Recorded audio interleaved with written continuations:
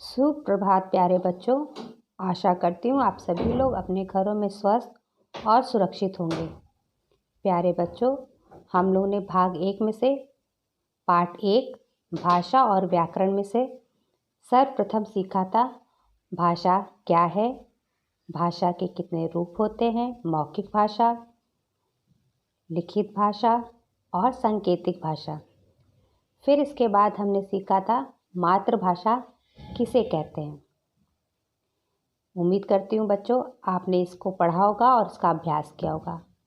आज हम लोग पुनः भाग 2 में उसी पाठ से यानी कि पाठ 1 भाषा और व्याकरण में से आगे के विषय को समझेंगे।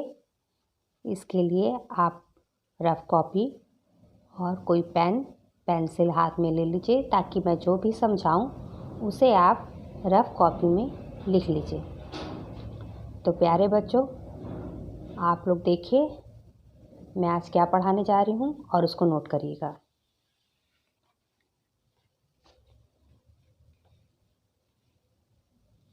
भाग 2 बोली क्या है। जब कोई भाषा केवल बोलचाल के रूप में रहती है और किसी विशेष क्षेत्र में बोली जाती है तो उसे बोली कहते हैं, जैसे हरियाणवी, छत्तीसगढ़ी आदि। फिर से बच्चों पुनः समझिए इस बात को। बोली क्या है? जब कोई भाषा केवल बोलचाल के रूप में रहती है और किसी विशेष क्षेत्र में बोली जाती है तो उसे प्यारे बच्चों बोली कहते हैं, जैसे हरियाणवी, छत्तीसगढ़ी आदि। इसके बाद बच्चों हम सीखेंगे लिपि। लिपि क्या है? भाषा के लिखने के ढंग को लिपि कहते हैं। प्रत्येक भाषा की अपनी विशेष लिपि होती है। हिंदी भाषा की लिपि देवनागरी है। पुनः बच्चों फिर से देखिए, भाषा के लिखने के ढंग को लिपि कहते हैं। प्रत्येक भाषा की अपनी विशेष लिपि होती है। हिंदी भाषा की लिपि देवनागरी है। इसके बाद बच्चों हम सीखेंगे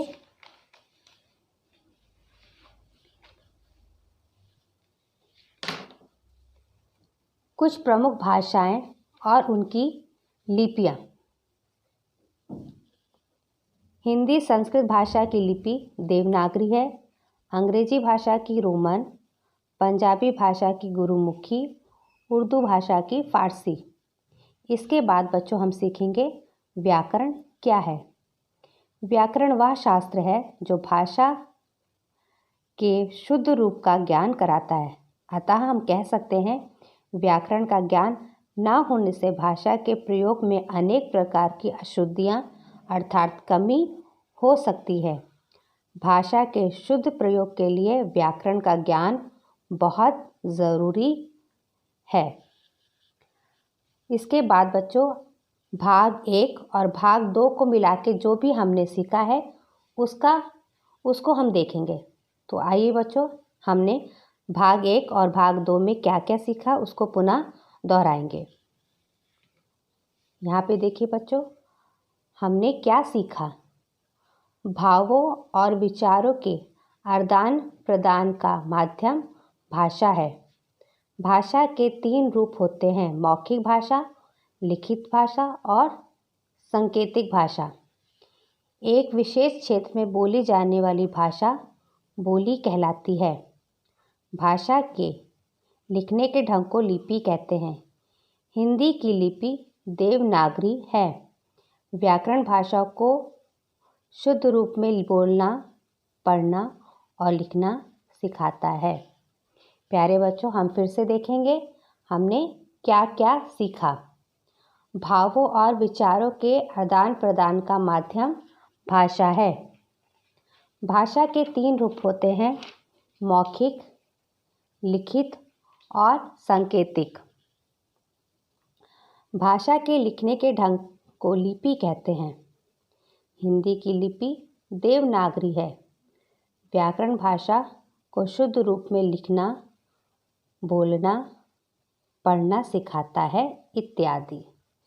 तो प्यारे बच्चों, भाग 1 और भाग 2 में जो भी मैंने समझाया है, उम्मीद करती हूँ इसका आप अभ्यास करेंगे और इसको रफ कॉपी में लिखेंगे और इसको पुनः दोहराएंगे।